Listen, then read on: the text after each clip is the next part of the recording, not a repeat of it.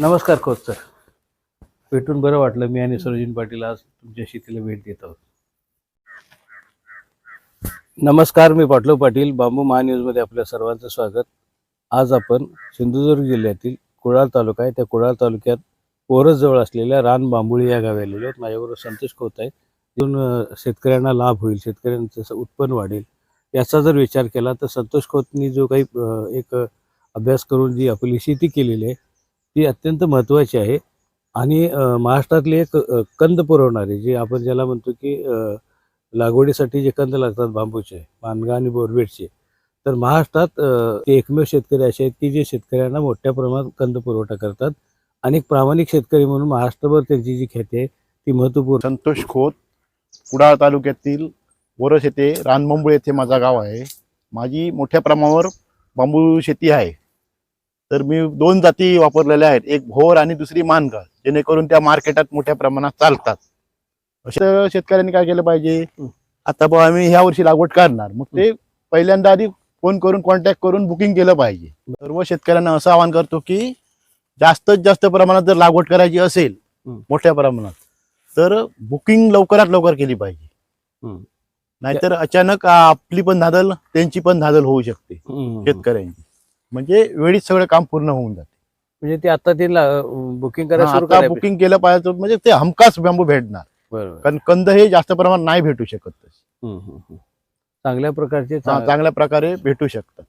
पण मोठी लागवड करायची असेल तर लवकर बुक केलं पाहिजे. हे आपल्याकडसून कंद लागवड केल्यामुळे त्या शेतकऱ्यांना असा फायदा झाला की त्याच वर्षी कंद यायला सुरू झाले आणि साधारण 3ऱ्या वर्षी त्यांची तोड चालू झाली पुन्हा. म्हणजे उत्पन्न हे चांगल्या प्रकारे म्हणजे त्याला उत्पादन 3ऱ्या वर्षी भेटू लागलं. आणि याला मार्केट पण आहे. हो, मार्केट मोठ्या प्रमाणात आहे.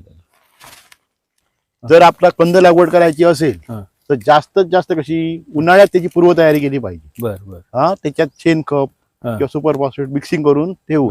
आणि कंद कधीपासून मिळणार तुमच्याकडे? साधारण जून महिन्यापासून ऑगस्ट पर्यंत आम्ही काम चालू करतो. काही लोकांना बांबू शेतीमध्ये मोठ्या प्रमाणात जर शेतकऱ्यांना भाग घ्यायचा असेल, कुठे नवीन शेतकऱ्यांना, तर त्याची पूर्वतयारी आताच केली पाहिजे. म्हणजे काय करायला लागेल म्हणतो तुम्ही? खड्डे वगैरे मारून. साधारण तुमची आता एक हा जानेवारी आहे. हो, जानेवारी आहे. जानेवारी पासून त्यांनी तयारी केली पाहिजे.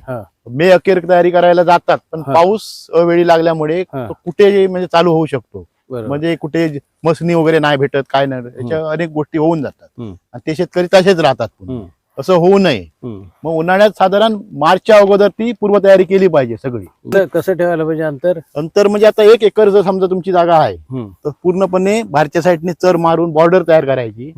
बॉर्डर तयार केल्याच्या नंतर त्याच्यात एक भोवर आणि मानगा त्याच्यात अंतरावर लायत जायचा, साधारण 4 ते 5 फुटाच्या अंतरावर एक भोवर एक मानगा.